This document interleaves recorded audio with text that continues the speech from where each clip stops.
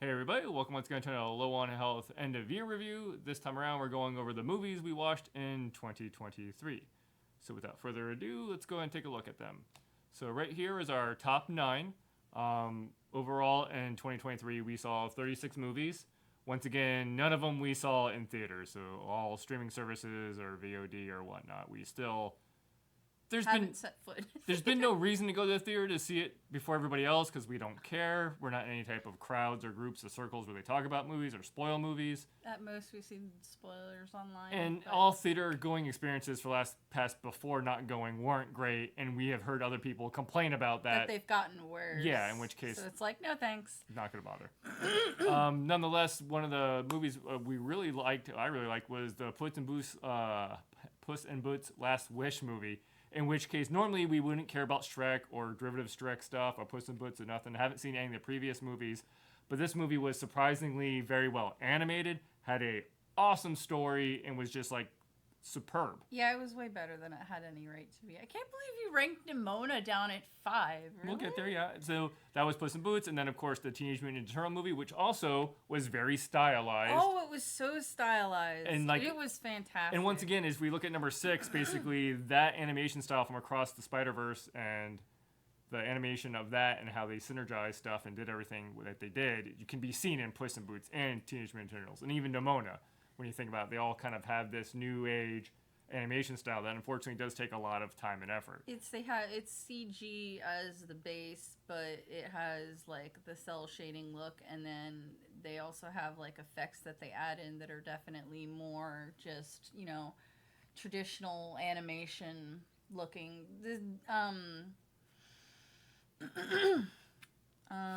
Yeah. Anywho, moving on. The next one is Sisu, which once again these are kind of my thing, so Adrian won't necessarily or Rose won't necessarily like or have that much same opinion. But this is basically Sisu. I liked all these movies. This is your top. My ranking of them. But yeah, it's from the people that did John Wick, and it's just another action movie. Wandering Earth we really enjoyed because it's a sequel but prequel type of situation. But once again, it's good to see like hard sci-fi, more or less, and competent individuals. Yeah. Not too much like really selfish jerks. Yeah. And that's really kind of a different stance from like the Chinese end of it compared to like the American end of just how they approach certain things. More societal obligation. Yeah. Rather than selfish individualism. Yeah. For the greater good type situation. Nimona was also very good. Nimona was excellent. That would probably be my movie of the year. Across the Spider-Verse was good, but I just don't like this new stance that we're doing now with breaking the movies in half and then having such a long, and once again it comes down to the time it takes to animate all these, but I just would rather them come out at least within 6 months of each other or something, not be years apart. It ended in a weird place that didn't feel very but we saw this with like Dune and even like a bunch of other like just not great things, Rebel Moon, etc., and then of course we have Asteroid City, classic Wes Anderson. It was funny. They cloned Tyrone, which was a kind of like... That was so fucking cool. It was just a really cool movie to kind of... Don't want to go too much into it because it kind of is going to spoilery, but it's just a very good movie.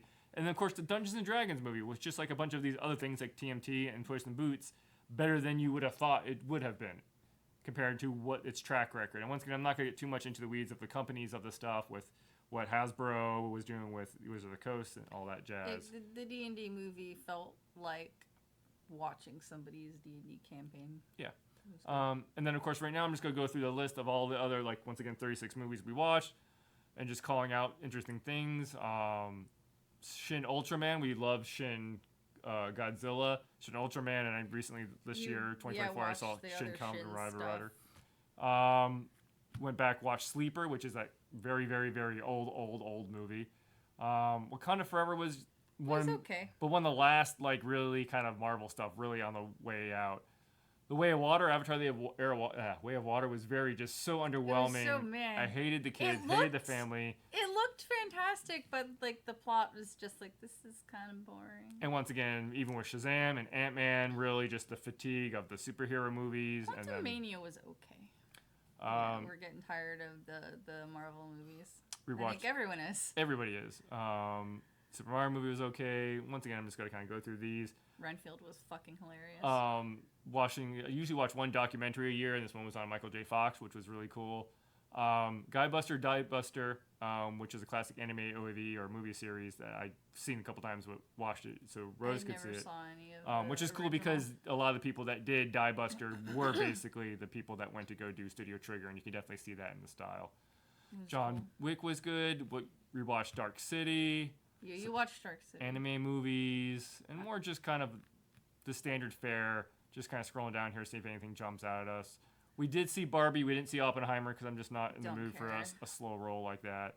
And then, of course, South Park's continual just like little vignette movie things, like a 3-episode arc of what they do, which they do that like once or twice a year now. Yeah, not really nothing really super incredible with movies last year. Yeah, and I mean, it's kind of interesting because in 2024, I want to get to, when we get to it in a year from now, I've been kind of on a whole big rim of them. But yeah, nonetheless, that is the movies for 2023.